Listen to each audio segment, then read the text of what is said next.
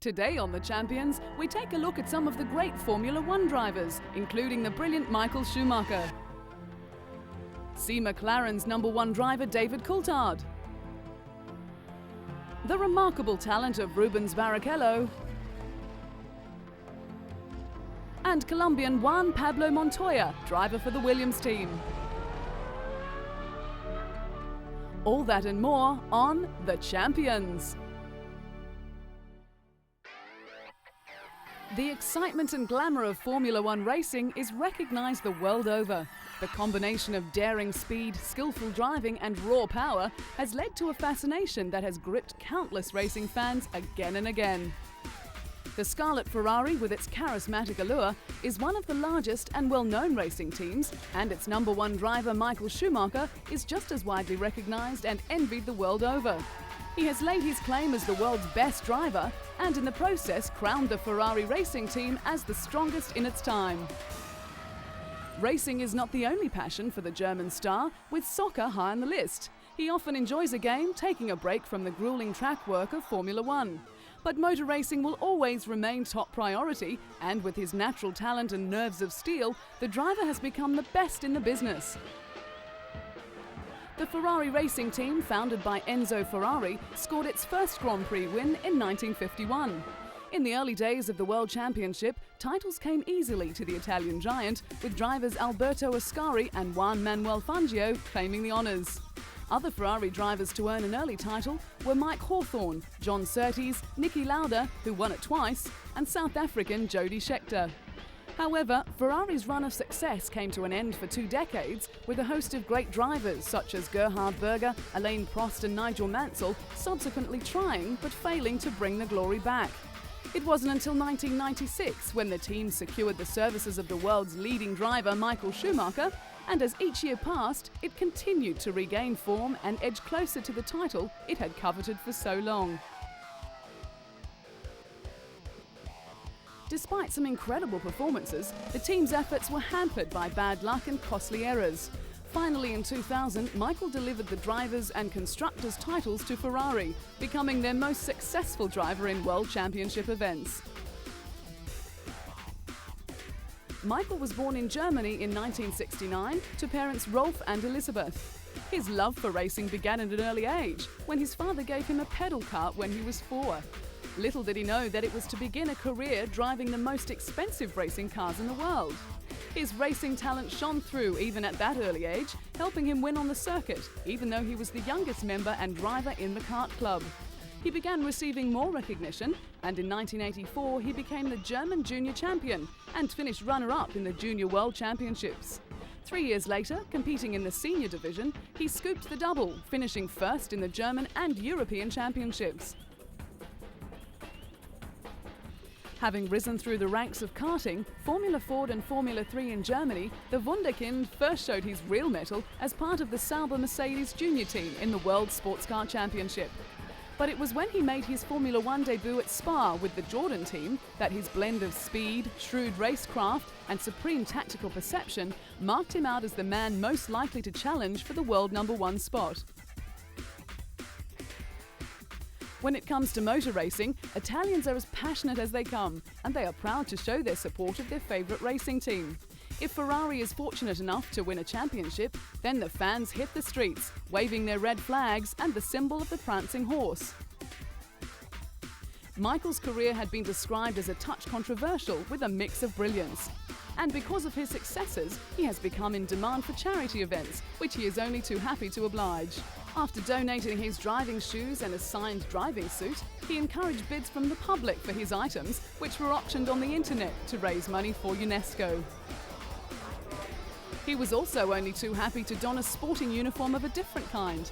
A soccer fan from way back, the German star led his Ferrari team onto the field for a charity match organised to help Iraqi children.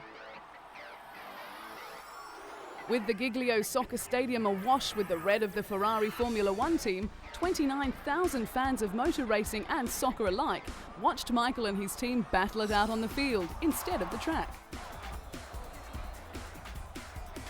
He led a star-studded team lineup that contained fellow driver Rubens Barrichello, Juventus defender Ciro Ferrara, and former Italian goalkeeper and coach Dino Zoff.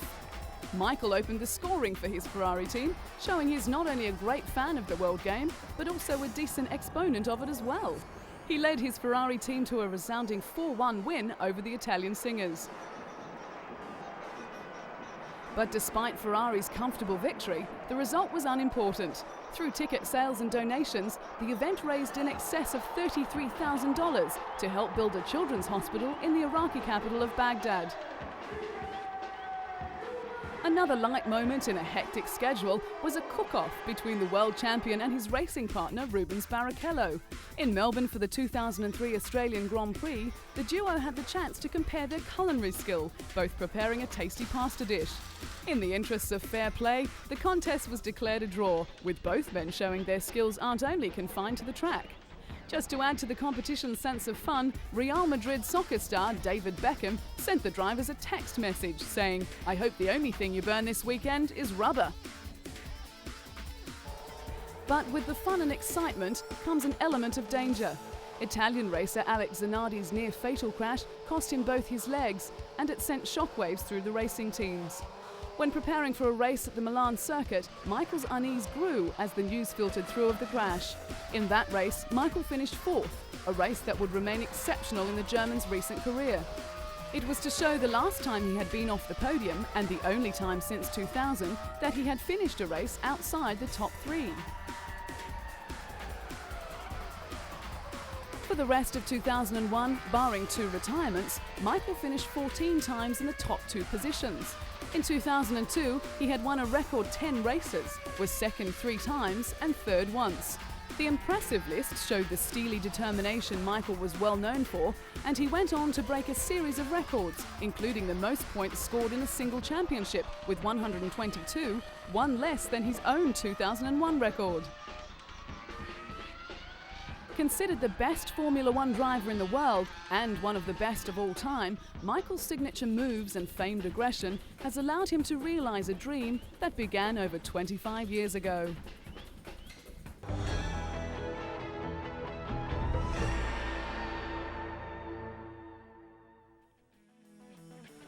Racing certainly runs in the Schumacher family, with Michael's younger brother Ralph driving for the BMW Williams team.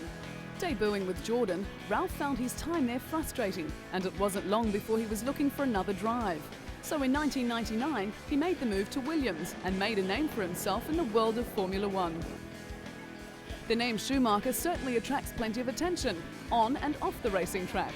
When Ralph married his wife Cora, the Formula One driver made an impressive entrance by flying to the church in a helicopter. With fans lining the street outside the church in Austria, Ralph and his bride emerged from the church to the waiting crowd. The year before, the couple had married in a low-key civil ceremony without family and friends. But this time, Big Brother Michael was asked to be the best man, and he was happy to oblige. After the event, Michael slipped out the back entrance while Ralph and his wife posed for pictures before leaving for Cologne. The world of Formula One is big business, with many promotional days planned for racing enthusiasts. When Ralph was in Russia, he found the time to support the Formula One Driving Day, which was set up to promote safer driving in Moscow. Road fatalities are commonplace in the Russian capital, and it seemed appropriate to see a Formula One driver at the wheel whilst navigating the dangerous roads. Ralph was only too happy to pass on his wisdom, but had to swap his racing car for a more modest mode of transport before signing a few autographs for the F1 fans. Formula One racing is an extremely dangerous sport, and the Williams team has experienced plenty of tragedy in their history. But with Ralph at the wheel, he has brought a new lease of life, bringing his determination and sheer skill to the famed racing team. It is a combination that has won the admiration of Formula One fans around the world.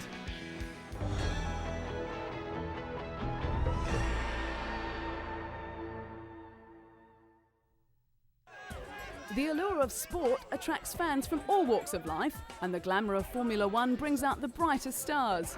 Rubbing shoulders with famous actors like compatriot Sean Connery is all in a day's work for Scottish driver David Coulthard, the #1 driver for the McLaren Mercedes. Not shy of the limelight, David's image has been featured on a billboard 4 stories high for Tag Heuer in New York. The Swiss watchmaker is the official timekeeper of Formula One and a corporate partner of the McLaren Mercedes Formula One team. The 4-story billboard was Tag Heuer's largest in the world and was part of a new ad campaign. Coming from a well-to-do Scottish family, David was surrounded by racing from an early age. He was karting from the age of 8 and was a multiple Scottish champion before he moved into Formula Ford, then Formula 3 in 1991. It was that year that David fought a season-long battle for the title with Rubens Barrichello, with the Brazilian eventually coming out on top. David's Formula One career began in 1994 in difficult circumstances. He was thrust into the spotlight when he replaced the legendary Ayrton Senna after his fatal crash. At the time, David was driving for the Williams team, who were dominating the sport at the time, and was sharing a seat with Nigel Mansell. The next season with Williams, driving alongside Damon Hill, David won his first Grand Prix in Portugal, beating both Michael Schumacher and his own teammate, finishing third for the season with 49 points. The following year was to see the move to McLaren, partnering Mika Häkkinen. But without a competitive car, David struggled throughout the year. The highlight of that year was a second placing in the famous Monte Carlo Grand Prix, where only 3 cars finished the race. As the McLaren team became more competitive, so did David, and in Melbourne in 1997, he broke the drought by putting McLaren back on the winning track.